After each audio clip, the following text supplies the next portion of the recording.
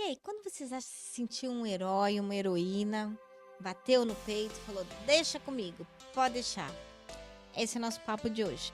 Eu sou Rebeca Toyama e a gente está nos 7 minutos e a conversa de hoje é sobre carreira saudável, que é o título do livro que a gente está lendo, e nossa conversa de hoje é sobre o papel do herói, que é o terceiro papel de um tripé que ele pode ser muito útil quando a gente fala sobre gestão de carreira, sobre liderança, mas que na maioria das vezes ele traz muito desconforto e pouca produtividade e muita confusão. O terceiro papel é do herói, que é o que a gente vai falar hoje.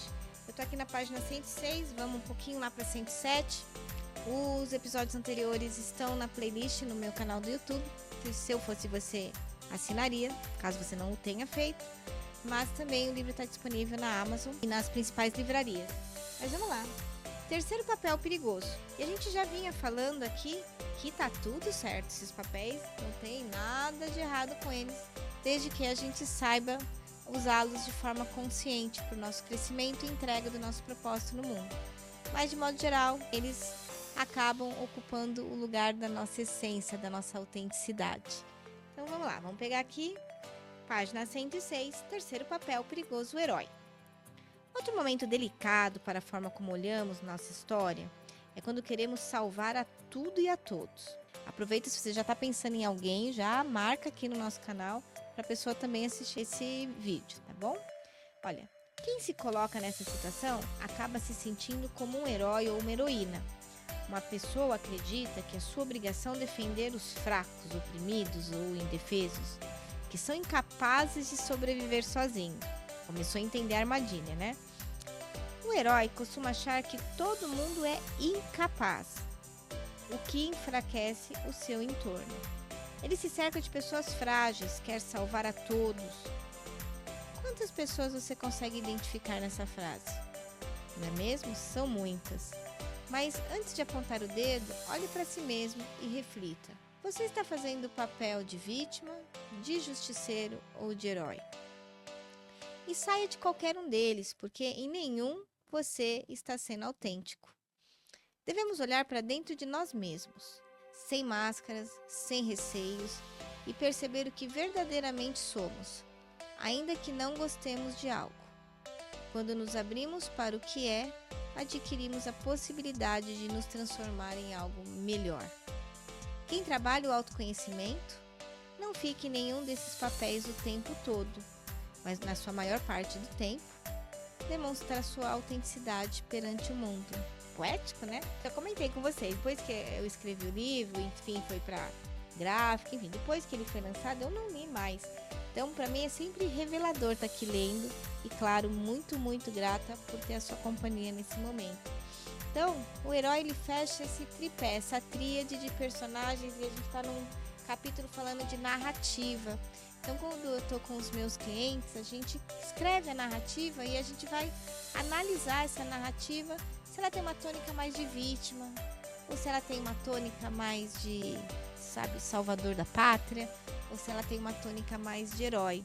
Mas a conversa de hoje aqui é sobre o herói, que muitas vezes, e eu já acreditei nisso, a gente acha que o herói é o que a gente tem que assumir o papel. Só que quando eu sento com os meus clientes para fazer manejo de quadros de burnout, transtorno agudo, ansiedade, uma série de coisas, a gente vai encontrar muitas vezes um herói, porque aí ele não sabe falar não, aí ele quer proteger todo mundo, ele quer fazer tudo, quer se envolver com todos os projetos.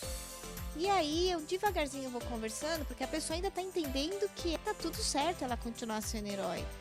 Só que as pessoas que estão em nosso entorno pagam um preço muito alto pela nossa necessidade de ser herói. Porque um herói precisa de vítimas ao entorno dele. O herói precisa de vilões ao entorno dele. Então toda a estrutura ela se organiza para sustentar um herói. E aí a equipe ou a família, enfim, não consegue sair daquele lugar de vítima. O vilão também não consegue sair daquele lugar de vilão. E fica todo mundo preso nesses papéis. Para se sustentar um papel de herói, você sempre tem que ter pessoas frágeis. E aí a gente não entende porque os filhos não florescem, a equipe não floresce. É porque tem alguém lá gostando. E às vezes é com muita amorosidade. Então você, ai meu Deus, todo herói é uma praga. Não. Ele paga um preço alto, quem tá ao entorno paga um preço alto, mas raramente é consciente. E é por isso que eu gosto muito desses 3 temas que a gente trouxe aqui. A gente fez um para cada um, um vídeo para cada um.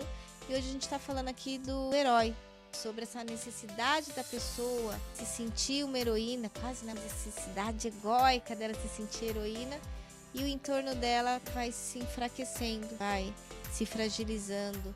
Tinha lá uma história nos meus ancestrais nipônicos que filhos de grandes imperadores não deveriam crescer debaixo ou ao lado do imperador, porque debaixo de uma árvore frondosa nem grama nasce porque não bate sol. Quando a gente fala de grandes heróis, sejam pais ou mães, um líder, um gestor, essa reflexão de entender de que 100% do tempo ser herói, talvez eu esteja aí criando ao meu entorno pessoas ou filhos, enfim, que não conheçam o termo responsabilidade, autorresponsabilidade, empoderamento.